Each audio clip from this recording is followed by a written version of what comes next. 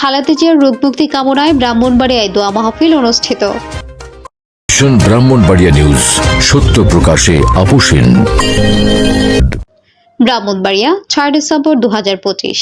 BNP chairperson Begum Khaleda জিয়ার আশু রোগ মুক্তি ও সুস্থ জীবন কামনায় ব্রাহ্মণবাড়িয়া এক দোয়া মাহফিল অনুষ্ঠিত হয়েছে। শনিবার রাত 9:30টায় ফুলবাড়িয়া বাস স্ট্যান্ড মাঝে এই মাহফিলের আয়োজন করে ব্রাহ্মণবাড়িয়া জেলা বিএনপি। অনুষ্ঠানে প্রধান অতিথি হিসেবে উপস্থিত ছিলেন বিএনপির কেন্দ্রীয় কমিটির অর্থ বিষয়ক সম্পাদক ও ব্রাহ্মণবাড়িয়া জেলা বিএনপির সভাপতি ইঞ্জিনিয়ার খালিদ হোসেন মাহবুব শ্যামল। তিনি দেশনেত্রী বেগম খালেদা জিয়ার সুস্থতার জন্য দেশবাসীর কাছে দোয়া চেয়ে বলেন, আল্লাহ পাক যেন তাকে দ্রুত সুস্থ করে আমাদের মাঝে ফিরিয়ে দেন এবং আবারও দেশ ও গণতন্ত্রের পক্ষে কথা বলার শক্তি দান করেন।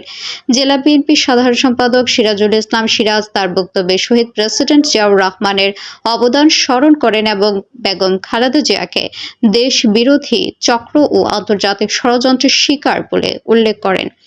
তিনি অভিযোগ করেন, স্বৈরাচারী আচরণ ও সরকারি নির্যাতনের মাধ্যমে তাকে বারবার হয়রানি করা হয়েছে, এমনকি কারাবন্দী অবস্থায় তার খাবারের সঙ্গেও অনিয়ম করা হয়েছে। সিরাজুল ইসলাম বেগম খালেদা জিয়ার বর্তমান শারীরিক অবস্থাকে জীবন মৃত্যুর সন্ধিক্ষণে উল্লেখ করে তার সুস্থতার জন্য দেশবাসীর দোয়ার প্রার্থনা করেন। দোয়া মাহফিলে আরও উপস্থিত ছিলেন জেলা বিএনপির সিনিয়র সহসভাপতি জহিরুল হক খোকন, সিনিয়র যুগ্ম সাধারণ সম্পাদক মোহাম্মদ আলী আজম, সাংগঠনিক সম্পাদক তানিম সাহেব রিপন, জেলা বিএনপির কোষাধ্যক্ষ ও পৌর বিএনপির নেতা আলহাজ মিজানুর রহমান মিজান, জেলা যুবদলের সভাপতি শামীম মোল্লা সহ জেলা বিএনপির বিভিন্ন পর্যায়ের নেতৃবৃন্দ। সকলেই বেগম খালেদা জিয়া দ্রুত আরোগ্য কামনা করে বক্তব্য রাখেন। দোয়া মাহফিল শেষে এক বিশেষ মুনাজাতে বেগম খালেদা জিয়ার সুস্থতা ও দীর্ঘায়ু কামনা করা হয়। সুন্দর প্রোগ্রাম ছিল, আমরা কত মন করে বক্তব্য দিতাম, কিন্তু আমাদের মা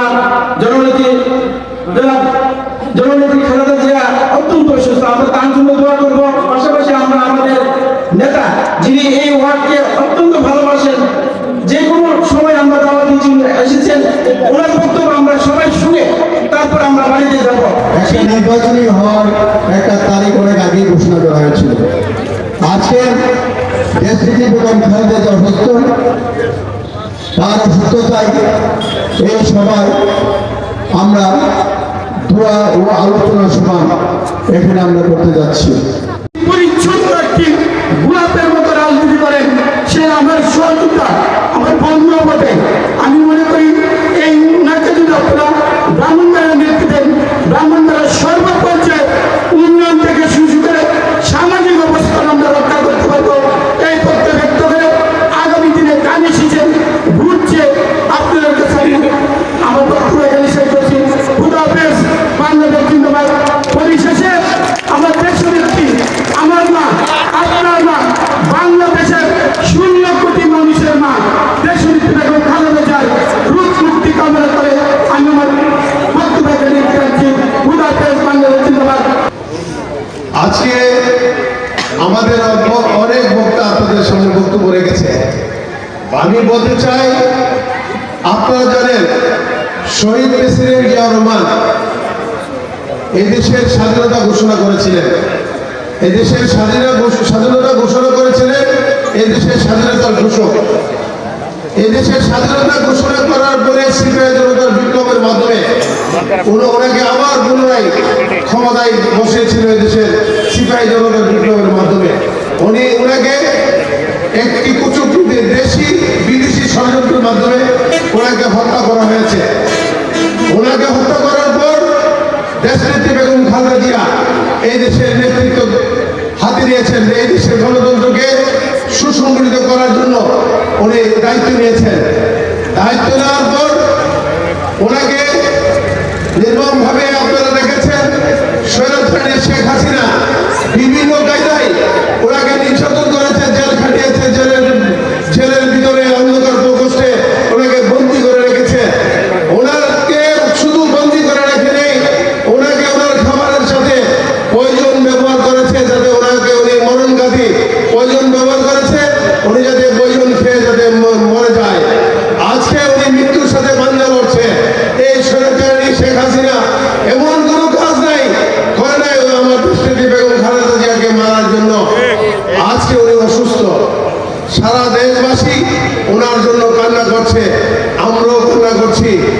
আমরা আল্লাহর কাছে দোয়া করি আল্লাহ যাতে ওনাকে সুস্থতা দান করে এবং রোগ মুক্তি দান করে এবং আমাদের মাঝে উনি যাতে আবার ফিরে আসতে পারে এবং এই দেশের দায়িত্ব যাতে উনি নিতে পারে। এবং আরেকটা জিনিস আপনাদেরকে বলতে চাই, আরেকটি ষড়যন্ত্র হচ্ছে আমাদের ভারপ্রাপ্ত চেয়ারম্যান জনাব তারেক রহমানের বিরুদ্ধে, দেশি বিদেশি আরেকটি ষড়যন্ত্র ওনার বিরুদ্ধে হচ্ছে। ওনাকে ওনার মা মুমূর্ষু অবস্থায় আছে, ওনাকে দেশে আসতে দেওয়া হচ্ছে না। আজকে উনি ওনার মার শয্যার পাশে, উনি ওনার মার পাশে অবস্থান করতে পারছেন না, অত্যন্ত দুঃখজনক।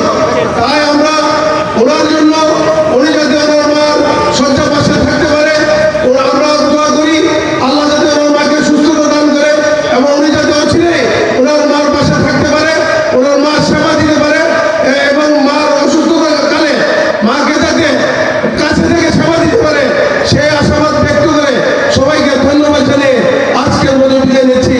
কষ্ট করে অনেকক্ষণ ধরে অপেক্ষা করেছেন আমাদের নেত্রী দেশনেত্রী বেগম খালেদার জন্য আপনারা দোয়া করেছেন। আমি সবাইকে আমার পক্ষ থেকে জেলা বিএনপির পক্ষ থেকে ধন্যবাদ জানিয়ে আমি আমার শুরু বক্তব্য শেষ করছি। খুদা হাফেজ। বাংলাদেশ জিন্দাবাদ, বাংলাদেশ জাতীয় দল জিন্দাবাদ, দেশনেত্রী বেগম খালেদা জিয়া জিন্দাবাদ, তারুণ্যের অহংকার জনাব তারেক রহমান জিন্দাবাদ। ধন্যবাদ সবাইকে। وارزقني ربنا آتنا في الدنيا حسنة وفي الآخرة حسنة وقنا عذاب النار رب ارحمهما।